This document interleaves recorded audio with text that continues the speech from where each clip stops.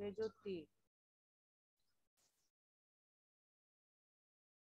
সেজুতি হালদার, শুনতে পাচ্ছ? Sejuti,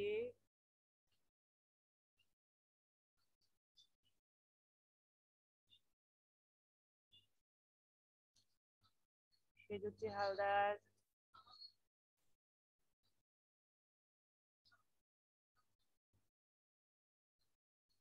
Sejuti Haldar,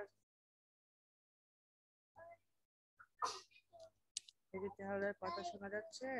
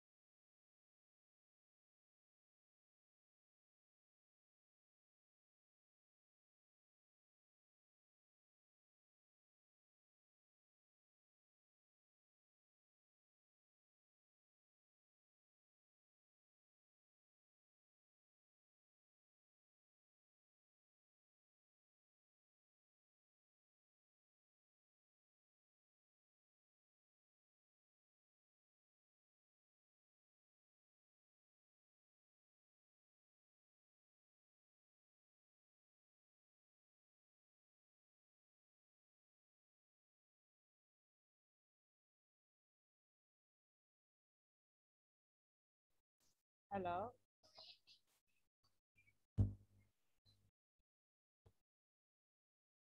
hello.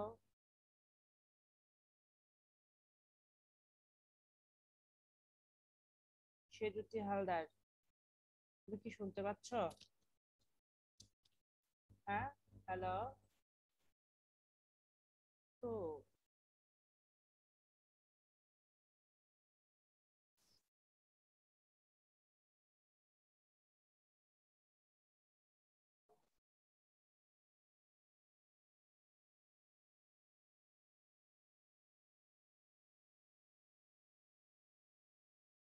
Hello.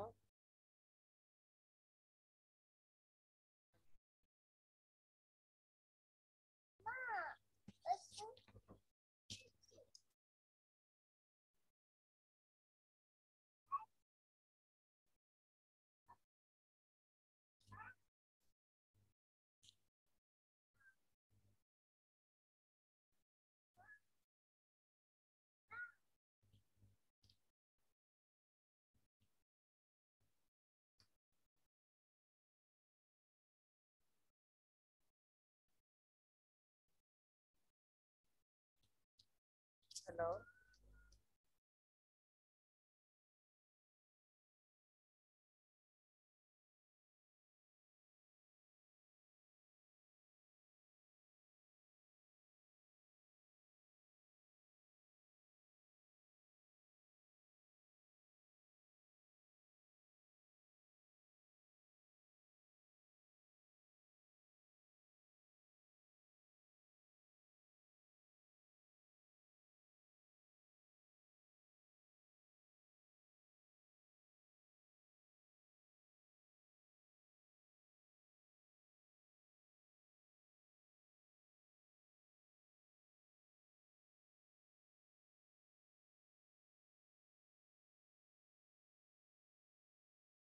Hello.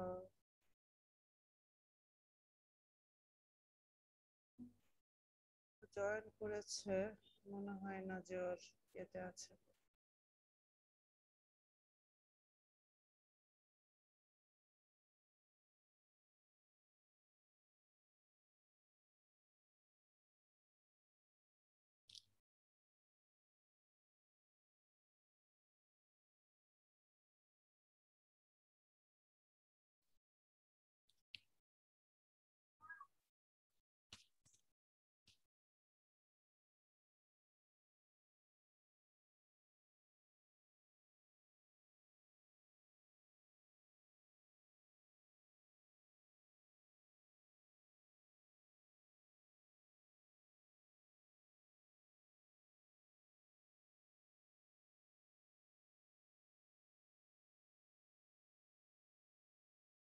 আচ্ছা, অষ্টম শ্রেণীর মেয়েরা আমাদের গত অর্ধবার্ষিক পর্যন্ত আমাদের পঞ্চম অধ্যায় ছিল। আমরা ষষ্ঠ অধ্যায় থেকে শুরু করব ধর্মীয় উপাখ্যানের নৈতিক শিক্ষা।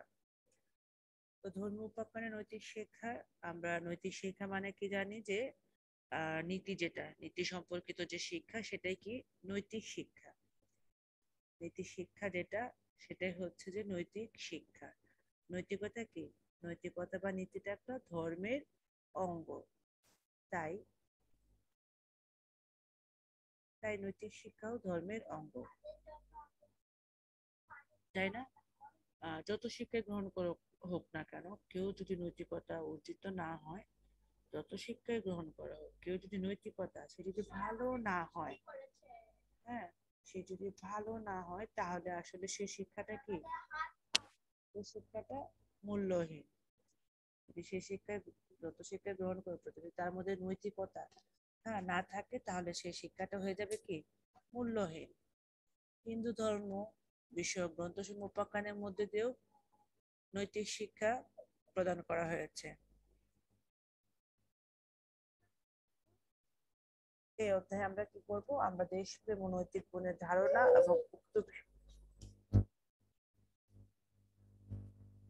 উক্ত বিষয়ে ধর্মীয় উপাখ্যান এবং ব্যক্তি, সমাজ ও রাষ্ট্রীয় সমাজ জীবনে যে দেশপ্রেম অধ্যবসায়ের গুরুত্ব সম্পর্কে জানবো।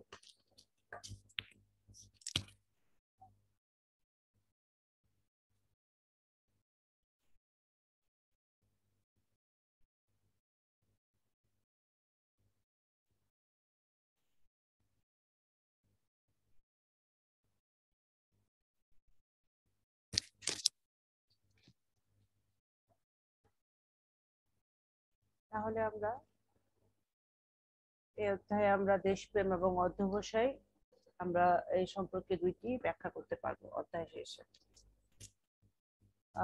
তারপর হচ্ছে যে আমরা ধর্মগ্রন্থ থেকে দেশপ্রেম এবং যে অধ্যবসায়ের দৃষ্টান্ত উপাখ্যান সেগুলো ব্যাখ্যা করতে পারবো।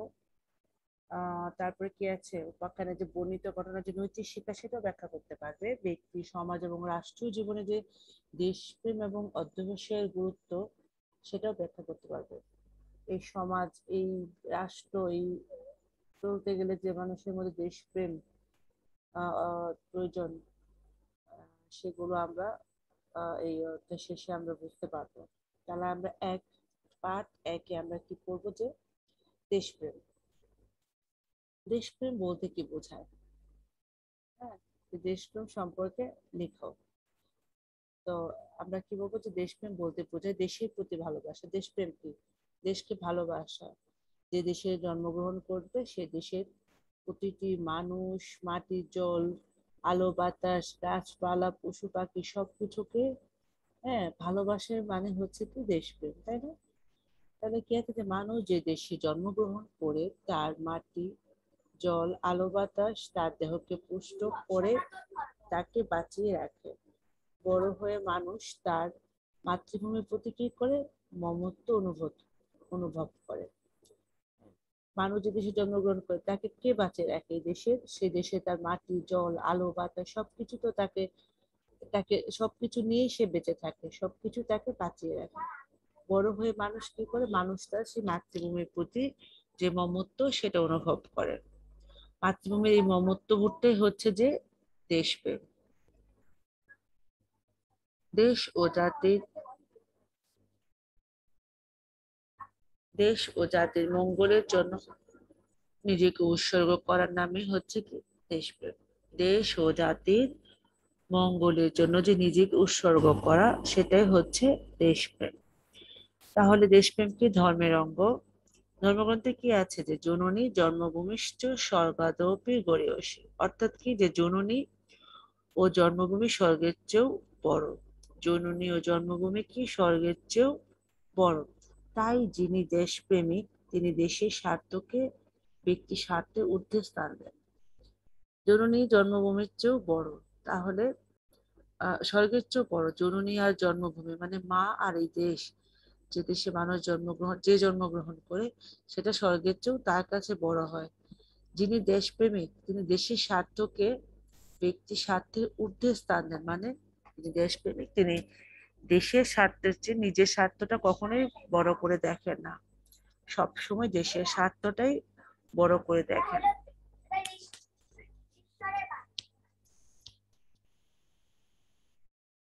তিনি সবসময় কি করেন যে তিনি দেশ ও দেশবাসীর কল্যাণে কাজ করেন।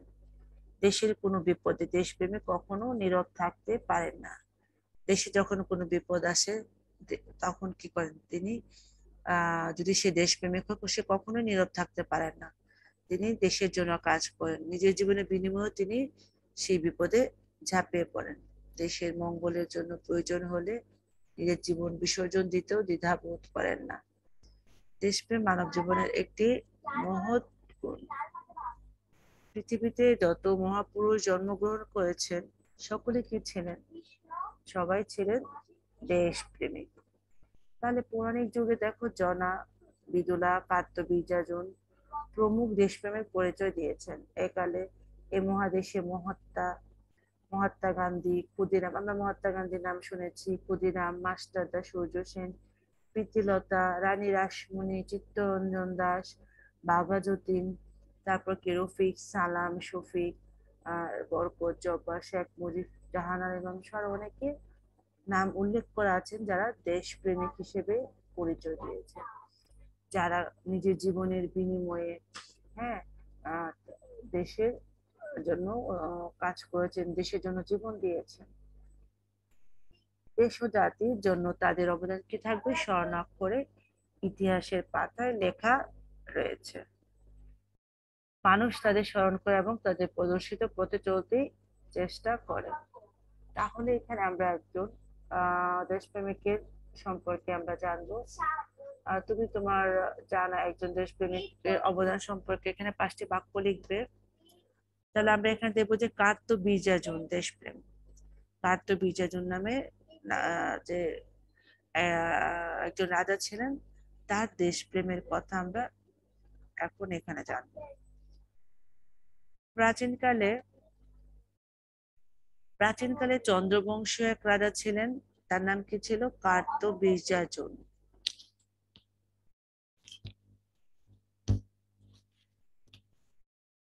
প্রাচীনকালে যে চন্দ্রবংশীয় রাজা ছিলেন তার নাম কি?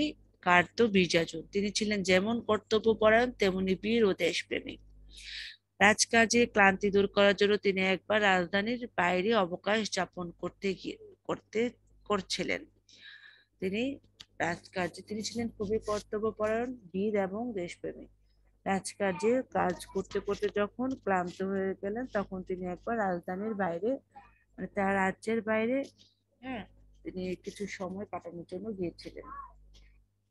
গুপ্তচরের মুখে খবর পেয়ে লঙ্কার রাজা রাবণ সুযোগ বুঝে তার রাজ্য আক্রমণ করলেন। কার্তবীর্যার্জুনের এক সেনানায়কের নেতৃত্বে ভূ যুদ্ধ শুরু হলো। এরই মধ্যে সংবাদ পৌঁছানো হলো কোথায়? যে মহারাজ কার্তবীর্যার্জুনের কাছে, যেখানে তিনি রাজধানীর বাইরে সময় কাটাচ্ছিলেন, অবকাশ যাপন করছিলেন, মানে বিশ্রাম নিচ্ছিলেন। তখন কি করলেন? শুনে মহারাজ ক্রোধে আগুনের মতো জ্বলে উঠলেন। কি? আমার রাজ্য আক্রান্ত, আমার মাতৃভূমি শত্রুর বিষাক্ত নিঃশ্বাসে বিপর্যস্ত, আমি এক্ষুনি যুদ্ধে যাব। কথা ভেবে অবকাশ যাপন কি করলেন? স্থগিত করে দিলেন। করে তিনি সোজা যুদ্ধক্ষেত্রে চলে এলেন। তখন কি হলো? ভীষণ তখন ভীষণ যুদ্ধ হলো। এক পক্ষ আক্রমণকারী আর এক পক্ষ কি আক্রান্ত। এক পক্ষ কি আক্রমণকারী ছিল, আর এক পক্ষ ছিল কি আক্রান্ত। কিন্তু দেশপ্রেমে উদ্বুদ্ধ, পরাজিত হলে দেশ হবে পরাধীন। তাই সৈন্যগণ কি করলেন? রাজা কার্তবীর্যার্জুনের নেতৃত্বে প্রাণপণ যুদ্ধ করতে লাগলেন। অবশেষে জয় হলো কার? কার্তবীর্যার্জুনের। রাবণ পরাজিত হয়ে বন্দী হলেন। তখন কি হলো? যে স্বর্গে এই কথা পৌঁছে গেল যে রাবণ আহ কার্তবীর্যার্জুনের রাজ্য আক্রমণ করেছিল এবং যুদ্ধে পরাজিত হয়ে বন্দী হয়ে গেল।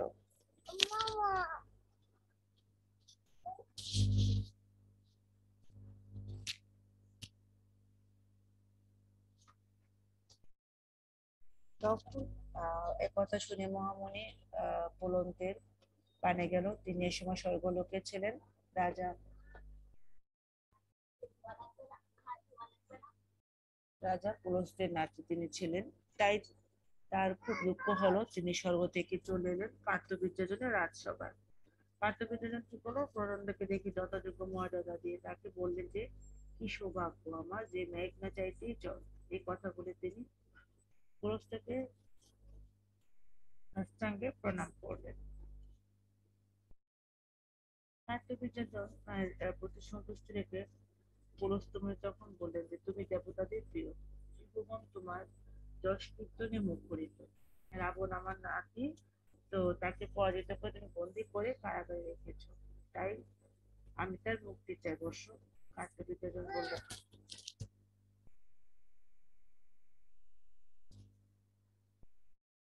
কার্তবীর্যজন কি বললেন যে, রাবণ রাবণ আমার রাজ্য আক্রমণ করেছিল, আমার দেশপ্রেমিক যোদ্ধারা তাকে প্রতিহত করেছে। শুনে পুলস্ত্য বললেন,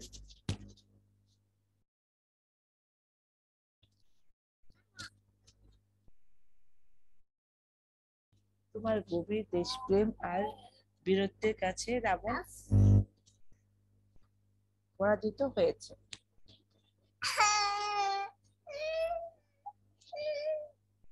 কার্তিকেয়ন বললেন যে, তুমি পরম শ্রদ্ধেয়, আপনি পরম শ্রদ্ধেয়। আপনি যখন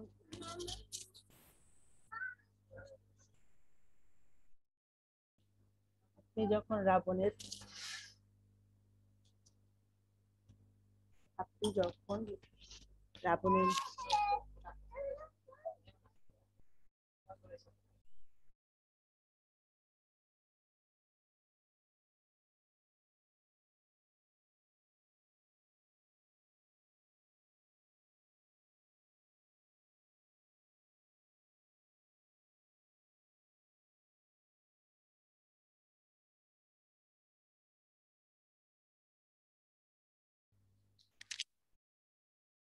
আপনি যখন রাবণের মুক্তি চাইছেন, তখন তাকে মুক্তি দিতে আমি ধন্য হতে চাই। তো রাবণ তার অপরাধ স্বীকার করলেন এবং অবনত মস্তকে দাঁড়িয়ে রইলেন।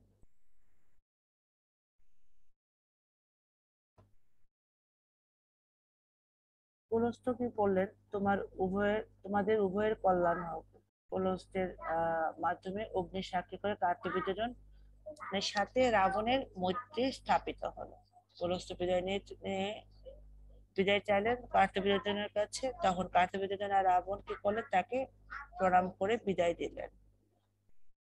তারপর পুলস্ত্য চলে গেল স্বর্গে, আর রাবণ ফিরে গেলেন তার নিজের রাজ্যে। তো কার্তিবীর্যজনের চেয়ে রইলেন তার গমন পথের দিকে। তার চোখ তখন কি করলো, শ্যামল প্রান্ত, তার এই দেশ স্বাধীন রাজ্য আনন্দে আবেগে ভরে উঠলো কার্তিবীর্যজনের হৃদয়। তাই এখান থেকে আমরা কি দেখলাম, যে দেশের স্বাধীনতার জন্য নিজের স্বার্থ ত্যাগ করে যারা যুদ্ধ করে তারা দেশপ্রেম। মানে কার্তিবীর্যজন কি করেছিল, যে যে যখন বিশ্রাম নেওয়ার জন্য রাজধানীর বাইরে গিয়েছিলেন, আর সেই সময় যখন তার রাজ্য আক্রমণ হলো, তখন তিনি কি করলেন, যে ওইখান থেকে সোজা তিনি অপকারের চাপন বাদ দিয়ে চলে গেলেন কোথায়, যুদ্ধক্ষেত্রে গিয়ে তার নেতৃত্বে যুদ্ধ হলো এবং তিনি রাবণকে পরাস্ত করে তাকে বন্দী করলেন। আর সেই খবর কোথায় চলে গেল, সেই খবর যখন রাজ্যে চলে গেল, তখন পুলস্ত্য চলে আসলো মুনি, ওই রাবণের পুলস্ত্য নাতি হচ্ছেন রাবণ। তো তিনি এসে পুলস্ত্য এসে কি করলেন, যে তিনি তার নাতিকে রাবণকে ছেড়ে দেওয়ার ছেড়ে দিতে বললেন। তখন কার্তিকেয়ন তার কথা রেখে ধন্য হতে চাইলেন এবং তার কথা রাখলেন। পুলস্ত্য রাবণকে ছেড়ে দিলেন। তো দুজনেই প্রণাম করে পুলস্ত্য বিদায় নিলেন স্বর্গে। তাহলে আমরা এখানে দেখলাম যে দেশের স্বাধীনতার জন্য স্বার্থ ত্যাগ করে যারা যুদ্ধ করে, তারাই হচ্ছে দেশপ্রেমিক। ঠিক আছে, তারাই আসলে হচ্ছে দেশপ্রেমিক। তাহলে আহ এখানে আর কি আছে যে আমরা এখানে দেশপ্রেমিকের একজনের উদাহরণ পড়লাম, একজন দেশপ্রেমিকের উদাহরণ। তারপর আছে সমাজ এবং রাষ্ট্র জীবনে দেশপ্রেমের গুরুত্ব। দেশপ্রেমের গুরুত্ব কি? দেশপ্রেম ধর্মের অঙ্গ। দেশপ্রেম মানুষ দেশপ্রেমে উদ্বুদ্ধ হয়ে মানুষ দেশ ও সমাজের মঙ্গলের জন্য স্বার্থ চিন্তার উপরে পরিতার্থে কাজ করেন। এটাই তার জীবনের ব্রত। দেশপ্রেমে উদ্বুদ্ধ হয়ে মানুষ তার ধন জন এমনকি জীবন শুরু করতেও দ্বিধাবোধ করেন না। দেশে যখন সংকটকাল উপস্থিত হয়, দেশ যখন বহিঃশত্রু দ্বারা আক্রান্ত হয়, তখন কি করে, দেশের স্বাধীনতা যখন বিপর্যস্ত হয়, তখন পরাধীনতা মানুষকে যখন শৃঙ্খলিত করতে চায়, যখন বিদেশি শাসক দেশ ও জাতিকে ধ্বংসের মুখে ঠেলে দেয়, তখনই মানুষ দেশপ্রেমের অগ্নিমন্ত্রে দীক্ষা নিয়ে দেশের জন্য, দেশের মানুষের জন্য ঝাঁপিয়ে পড়েন এবং দেশের মর্যাদা রক্ষায় অকাতরে বিসর্জন দেন। স্বাধীন চিন্তা, জাতীয়তাবোধ কি? দেশপ্রেমের প্রধান উৎস। দেশপ্রেমের প্রধান উৎস কি? স্বাধীনতা চিন্তা ও জাতীয়তাবোধ হলো দেশপ্রেমের প্রধান উৎস। স্বাধীনতার জন্য কত বীরের আত্মবলিদানে স্বদেশের মাটি রক্ত রঞ্জিত হয়। 1971 সালে কি হয়েছিল বাংলাদেশের স্বাধীনতা সংগ্রামের ইতিহাসে? তো দেশপ্রেমের এক জ্বলন্ত দৃষ্টান্ত। দেশপ্রেমের অগ্নিমন্ত্রী লক্ষ লক্ষ বাঙালি কি করে তখন, লক্ষ লক্ষ বাঙালি তাদের জীবন উৎসর্গ করতে উদ্বুদ্ধ হন। স্বদেশের যে কোনো গৌরবই দেশপ্রেমিক মাতৃ গর্ববোধ করেন। তেমনি দেশে দুর্দিনে সংকুচিত চিত্ত উদ্বেগ প্রকাশ করেন এবং নিঃশব্দে আত্মত্যাগ করতে কুণ্ঠিত হন না। দেশের স্বাধীনতা ও সার্বভৌমত্ব রক্ষায় নির্দ্বিধায় জীবনকে উৎসর্গ করেন। যুগে যুগে দেশপ্রেমিকরা কি করেন, দেশের জন্য, সমাজের মঙ্গলের জন্য নিজেদের জীবন উৎসর্গ করার মহৎ দৃষ্টান্ত স্থাপন করেন। তাই হিন্দু ধর্মে দেশপ্রেমকে অত্যন্ত গুরুত্ব প্রদান করা হয়েছে। শুধু বহিঃশত্রুর আক্রমণ থেকে দেশকে রক্ষা করাই নয়, দেশের মঙ্গলের জন্য কাজ করা দেশপ্রেম। দেশের সম্পদ রক্ষা করাও দেশপ্রেম।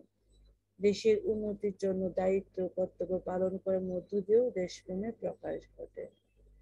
রাষ্ট্র যাতে সঠিকভাবে শৃঙ্খলার মধ্য দিয়ে পরিচালিত হয়, সেজন্য যোগ্য নাগরিক হিসেবেও দেশপ্রেমিক বলিষ্ঠ ভূমিকা পালন করেন।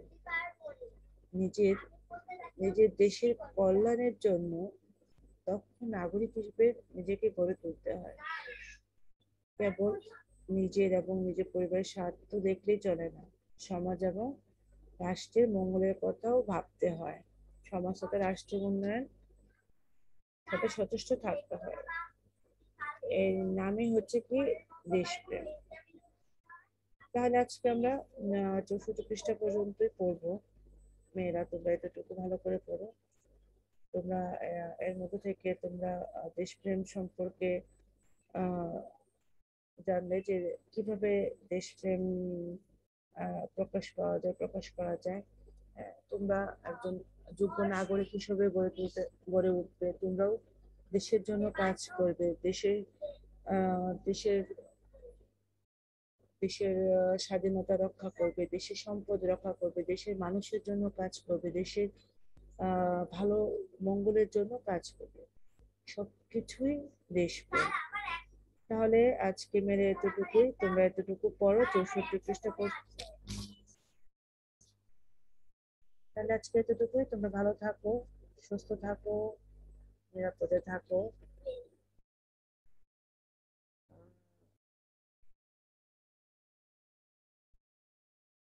আজকে তাহলে এতটুকুই।